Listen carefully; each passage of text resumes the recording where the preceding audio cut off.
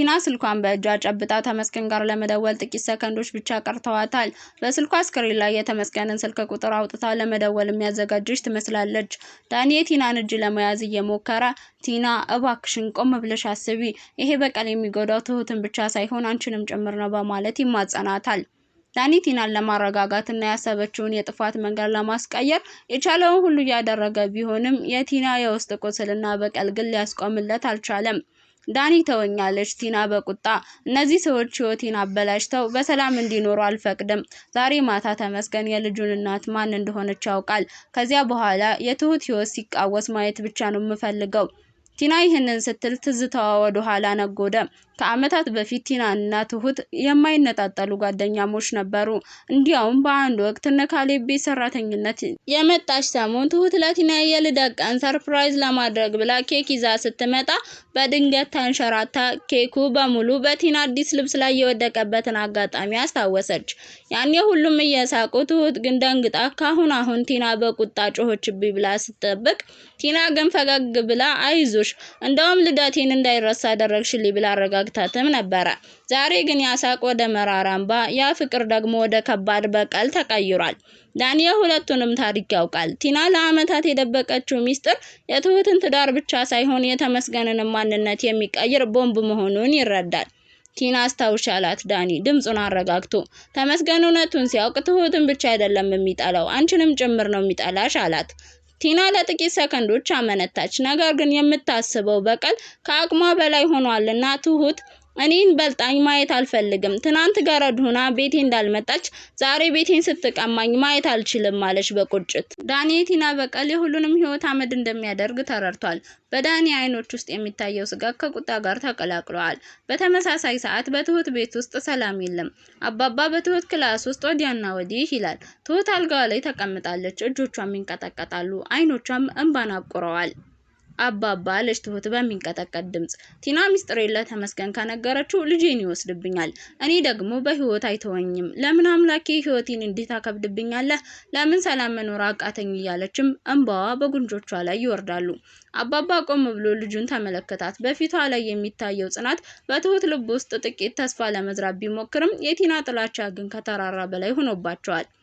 አባባ በትሁት አጠገብ ተቀመጠ። የልጁን የሚንቀጠቀጡ እጆች በእጆቹ ውስጥ እየጨበጠ አይሆንም ትሁቴ፣ እኔ ያለሁ ተመስገን አይደርስብሽም። ዳኒ ቲናን ዝም እንደሚያደርጋት አምናለሁኝ፣ አንቺ ብቻ በርችልኝ አላት። አባባ ብላ ተጣራች ትሁት እንደገና። ካሌብ እውነት እኔ ከተመስገን ልጅ እንዳለኝ ቢሰማ አሁንም ከጎኔ ይቆማል? እሱ እኮ እኔን ንጹህና ምንም ሚስጥር የሌለኝ አድርጎ ነው የሚያየኝ። የራሴን ደም ደብቄ ለአመታት መኖሬን ሲረዳ ይጠላኛል አይደል አለች። አባባ ለትሁት አንድ ቃል ገባላት። ቲናን ዝም የሚያሰኝበት አንድ ትልቅ ሚስጥር እኔም እጄ ላይ አለኝ አላት። አባባ በትሁት አይን ውስጥ ተስፋ ቢጭርም አባባ ግን የያዘው ሚስጥር ምን ያህል ዋጋ እንደሚያስከፍል የሚያውቀው እሱ ብቻ ነው። አባባ ከክፍሉ ወጥቶ ወደ ቁም ሳጥኑ ሄደና የድሮ ማስታወሻ ደብተር፣ በጊዜ ብዛት ቢጫ የሆነ ደብዳቤንና አንድ የቆየ ፎቶግራፍን አወጣ። ፎቶግራፉ የቲናን የቀድሞ ህይወትንና እስካሁን ማንም የማያውቀውን ትልቅ ሚስጥር የያዘ ነበር። ምሽቱ አልፎ ጠዋት አባባ ወደ ዳኒ ቤት ሄደ። በተመሳሳይ ሰዓት ዳኒ ቲናን እያየ በውስጡ ያሴራል። ዳኒ አባባ እየመጣ ነው ብሎም ነገራት። ቲና በፌስ ሳቀች። አባባ ምን ሊያመጣ ይችላል? ሊለምነኝ ነው የሚመጣው እያለች ማፌዟን ቀጥላለች። የያዘችው ሚስጥር ሁሉንም ቤት እንደሚያፈርስ በልቧ ታውቃለች። እናም አባባም ሆኑ ትሁት በእጇ ውስጥ እንዳሉም ታምናለች። ነገር ግን በሩ ድንገት ተከፈተ። አባባ በሩ ላይ ቆሟል። በእጁም ያንን የቆየ ደብዳቤ ይዞታል። ቲና ትሁትን ለማጥፋት የያዘችው የሚስጥር መሳሪያ አባባ በያዘው ሚስጥር ፊት ዋጋ ቢስ ሊሆን ነው። አባባ ወደ ቲና ጠጋ ብሎ ደብዳቤውን በጠረጴዛው ላይ አስቀመጠው። ቲና ደብዳቤውን ከፍታ ውስጡ ያለው ፎቶና ሰነድ ስታይ ፊቷ ወደ አመድነት ተቀየረ። ዳኒ በመገረም አባባን ይመለከታል። ፎቶ የቲናንና የዳኒን አባት በጥንት ጊዜ የሰሩትን የጋራ ንግድና ያደረጉትን ስምምነት የሚያሳይም ነበር። ከፎቶው ጀርባ ደግሞ ቲና የማታውቀውና ህይወቷን አደጋ ላይ የሚጥል ሌላ ሰነድ አብሮት አለ። ቲና ፎቶውን ስታይ ፊቷ አመድ መሰለ። ስልኩም ከእጇ ላይ ተንሸራቶ ወደቀ።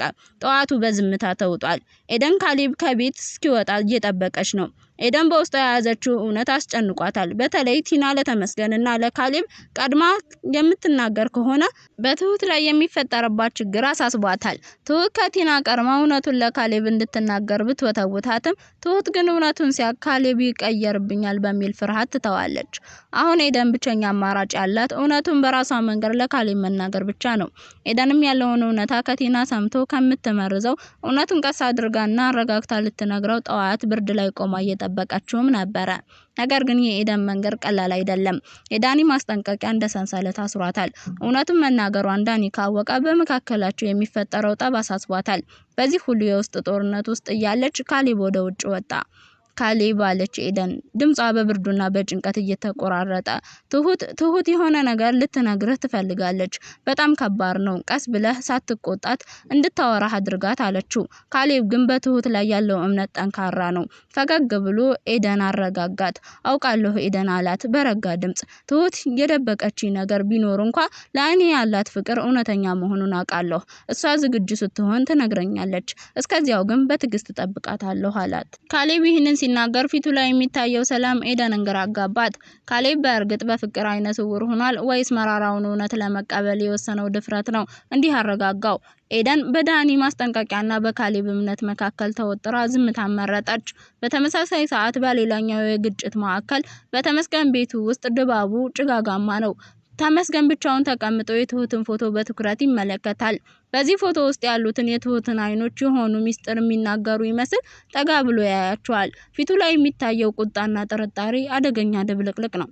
የሆነ ነገር እየደበቅሽ ነው ሲል ለብቻው አጉረመረመ። ድምጹ ውስጥ ያለው ዛቻ የሚያስፈራ ነው። ግን እኔን እደርስበታለሁ። ተመስገን ተኝቶ የሚዘረፍ ሰው አይደለም። የትሁትን ፎቶ በጠረጴዛው ላይ ወረወረው። ለአመታት ታምኖበት ለኖረው ሰው ስልክ ደውሎ ጠራው። ተመስገን እውነቱን ለመድረስ ያለው ጉጉት አሁን ወደ አደገኛ ባዜ ተቀይሯል። ተመስገን በእጁ የያዘውን ሲጋራ እያጨሰ ከፊት ለፊቱ በድንጋጤ ለተቀመጠው አዲስ ስለጠራው ሰው ትዕዛዝን ይሰጣል። ሰማኝ አለ ተመስገን ድምጹ እንደቀዘቀዘ። ትሁት የምትደብቀው ነገር እንዳለ አውቃለሁኝ። ያ ሽማግሌም በስተጀርባ ምን እየሰራ እንደሆነ አውቃለሁኝ። አሁን የምፈልገው ግን እውነቱን ብቻ ሳይሆን የትሁት ልጅ አባት ማን እንደሆነ የት እንዳለ ጭምር እንድታጣራ ፈልጋለሁ አለው። ተመስገን ለአዲሱ ሰላይ የትሁትን ልጅና የትሁትን እህት ፎቶ አውጥቶ ጠረጴዛው ላይ ጣለለት። ተጨማሪ ጥቂት ብሮችንም ሰጠው። ተመስገን ቀና ብሎ በቤቱ መስኮት ከተማውን ተመለከተ። ካሌብ ሞኝ ነው ሲልም ተመስገን በቁጣ ሳቀ።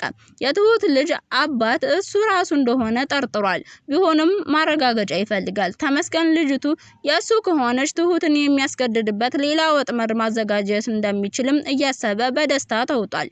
እሷን ብትሆን በእኔ ላይ ሌላ ህይወት መገንባት የምትችል መስሏት እያለ ለብቻው ይዝታል። ተመስገን አሁን በድብቅ ወደ አባባ ቤት የሚሄድበትን መንገድ አዘጋጅቷል።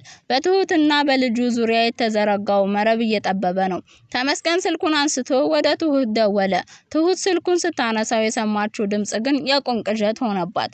ትሁት አላት ተመስገን በለሰለሰ ግን በሚያስፈራ ድምጽ፣ ደብቀሽው የነበረው ሚስጥር አሁን ቤት ይደርሳል። ልጄን ይዘሽ ወደ እኔ ትመጫለሽ ወይስ እኔ መጥቼ ልውሰዳት አላት። ትሁት ስልኩን ከእጇ ላይ አመለጠ። አባባና ካሌብ ድንጋጤዋን አይተው ወደሷ ተጠጉ። ተመስገን እውነቱን ደርሶበታል። አሁን ምርጫ የላትም። ትሁት ልጇን በድብቅ የምታሳድግበት ጊዜ እያከተመ ነው። አባባ የያዘው ሚስጥር ቤተሰቡን ይታደገው ይሆን ወይስ ተመስገን ቀድሞ እውነቱን ደርሶበት ሁሉንም ያጠፋቸዋል? የሚስጥሩን መጨረሻና የትሁትንና የካሌብ ዕጣ ፈንታስ በሚቀጥለው ክፍል ይዘንላችሁን